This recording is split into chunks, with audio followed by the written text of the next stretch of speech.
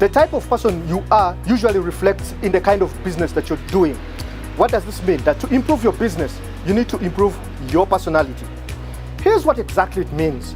That if you are financially indisciplined, it's going to be in your business. You're going to spend unnecessarily on things that you do not need. Welcome to the Business Show. My name is Darren Bartlett. I'm sitting in for Viola. But to start with, let's go for the highlight. Uganda exports to the East African member states has dropped significantly, and Techno Camon 18 has launched in Uganda, officially in partnership with MTN and Shell. The Bank of Uganda has urged banks to innovate as Orient Bank officially becomes I&M Bank. Government should put more money in the real economy. When we talk about the pumpkin, you may not just buy maybe foreign varieties, but you are looking at the indigenous pumpkin. Now, it's popularly said that African problems can only be solved by the African people. Whereas that is just a theory, is it actually true as it's said? Now, from the views on the top, we want to discuss what the African problems are in terms of development, and also look at why foreign countries have continued to benefit from all the trade treaties that are signed.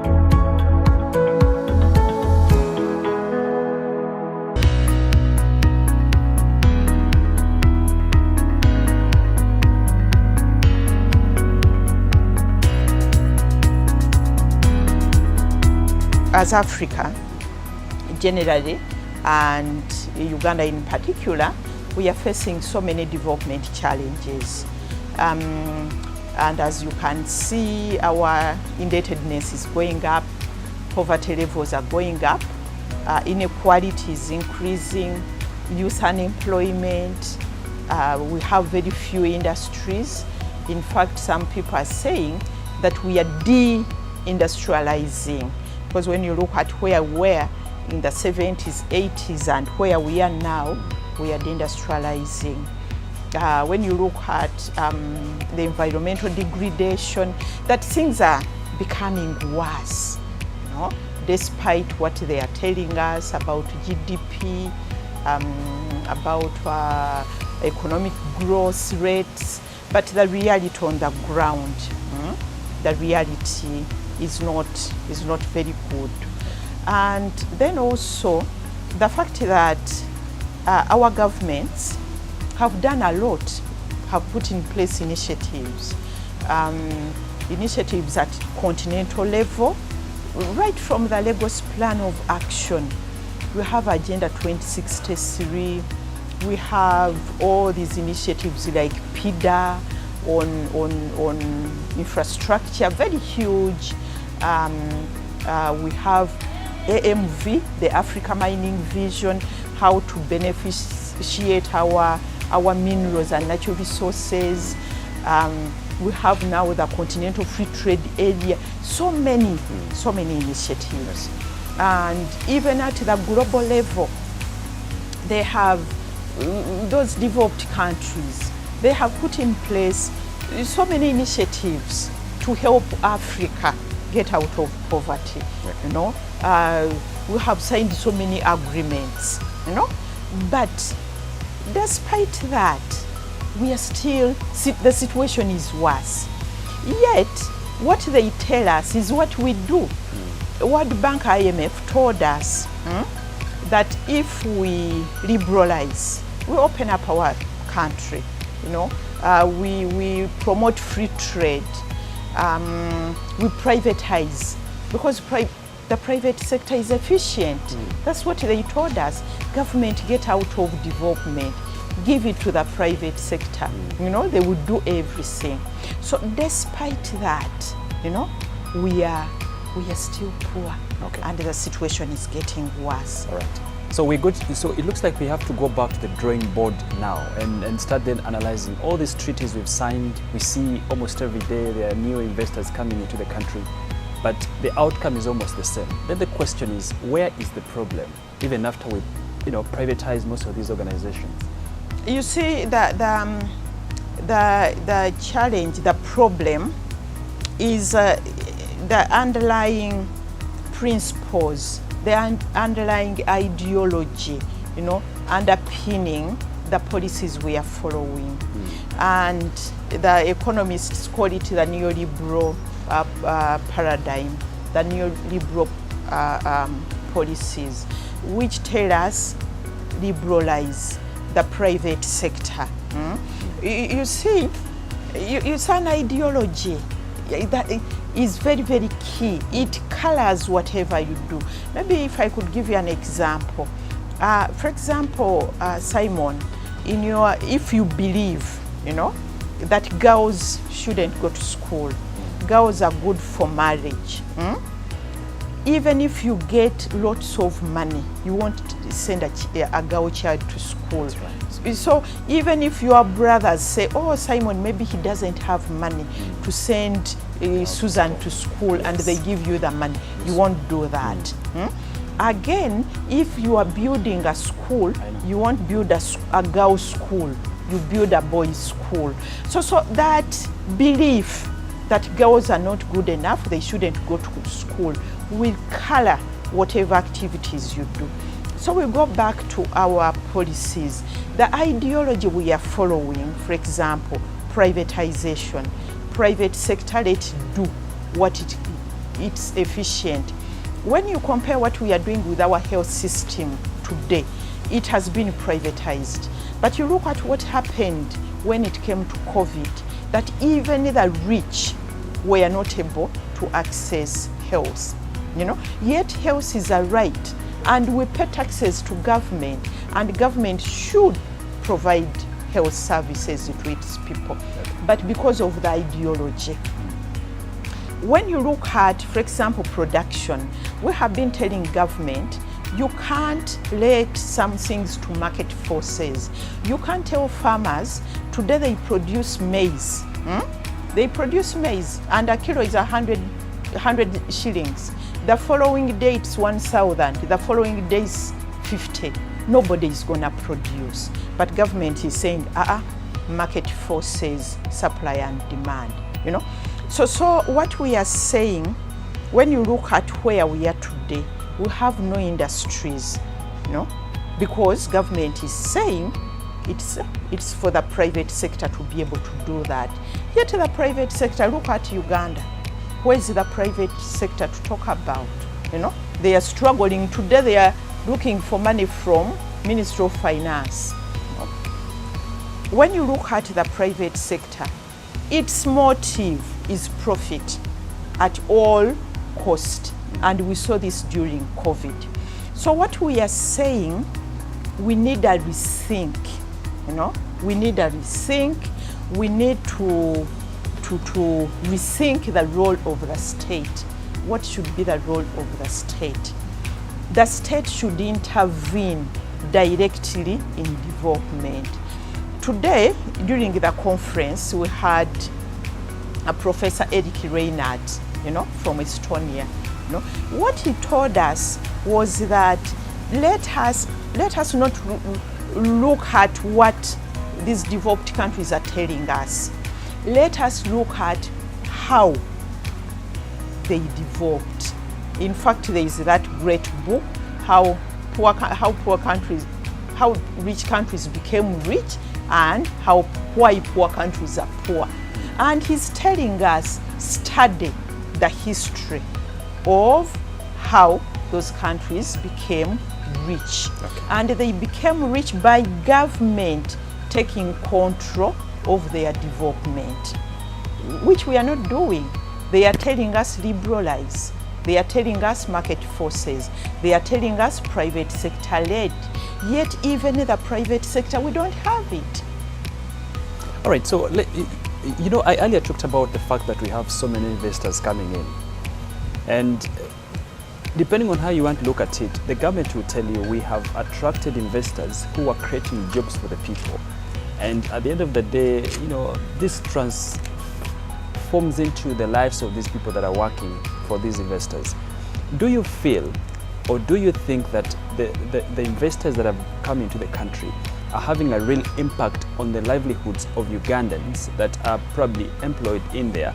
And also too, if we know that the private sector is more into, profit orientation, how then are we going to ensure that we, one, move away from doing everything that the whites or the donors are telling us to do, and look at the basics of what we need to have here as Uganda to move towards development? Okay, thank you, Simon.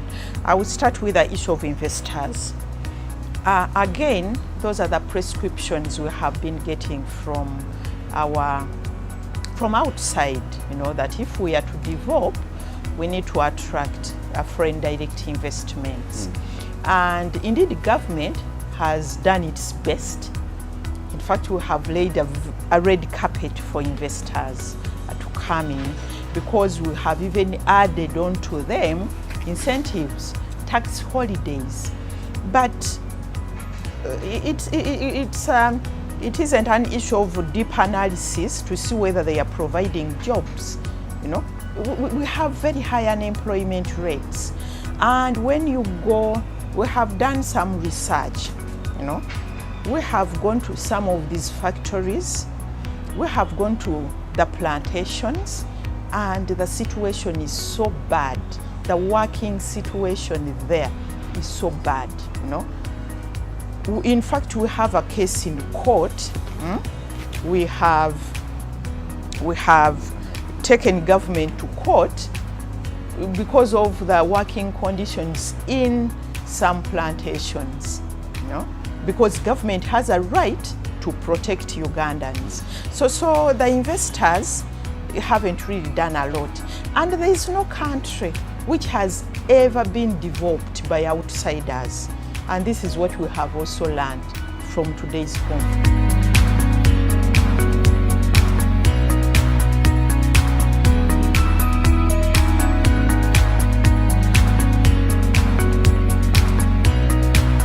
Somebody coming from outside to come into your country to develop it, that can't work.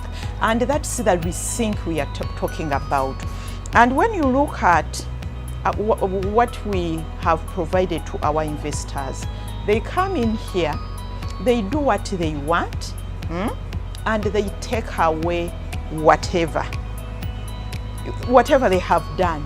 Even in our investment code, we don't have even an incentive to say, Simon, if you invest here, when you reinvest your profits, we can be able to give you some incentive. No, we tell them, take out what you have, what you have done. So you find that we haven't benefited a lot from the investments, the investors. And again, it goes back to what we are saying, the ideology, what you believe in, what has been ingrained in us, that FDI is the panacea for our problems. They will bring technology, they will bring skills, they will give us employment, which they haven't done.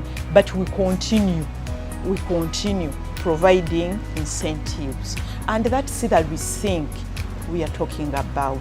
In fact, when you look at our FDI, it has facilitated a lot of capital flight, capital flows, and we are looking for money to reinvest, and we are borrowing, yet companies are making money and taking it out. All right, so as we come to an end, there's a whole popular talk of how most people that have, let's say the farmers, end up selling the raw materials at ease. And like you said, we know that there's this whole problem of, I have invested so much money, I can't wait to get something off what I produced. And time and again we've had government talk about we should stop exporting raw materials. But who is to blame for exporting raw materials? Government. And I have seen government shifting blame on the small scale producers, telling them that you need to add value to your produce. For me, this is unfair. let farmers produce, and let them do what they do best. Let them produce. Let those farmers get appropriate money, value for their produce.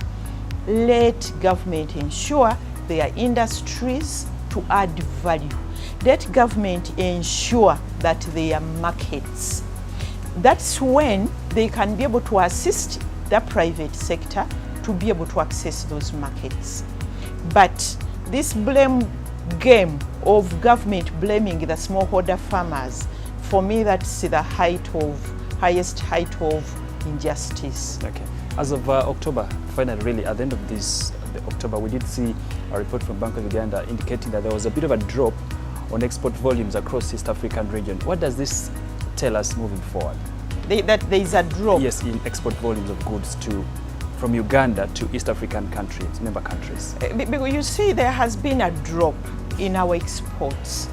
There are so many reasons why there is a drop, and there has been a consistent drop. You know, because, for example, we used to export a lot to Rwanda. That market has ended. But again, when you look at our production, it isn't that organized. It's like it's by chance. You know, one time, somebody was asking me, well, Uganda, what do you export? I was coming from South Africa. You know, somebody gave me a lift from Pretoria to Johannesburg. I was saying, you're from Uganda? I said, yes.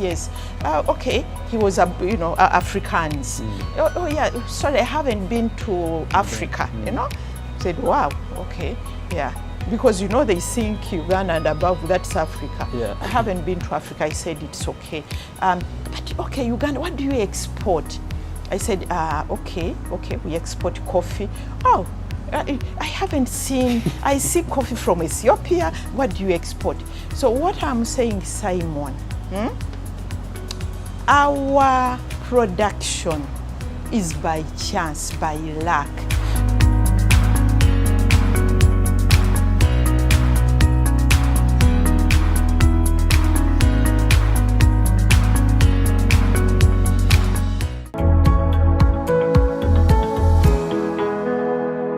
I guess countries like Uganda will need to take a huge step forward if we are to attain the desired development that we need. Now, you can follow me on @Bartlett Darren and also at Kusasra Viola for all the information that you may need about this business show. Let's take this break, and when we return with more on Making Money.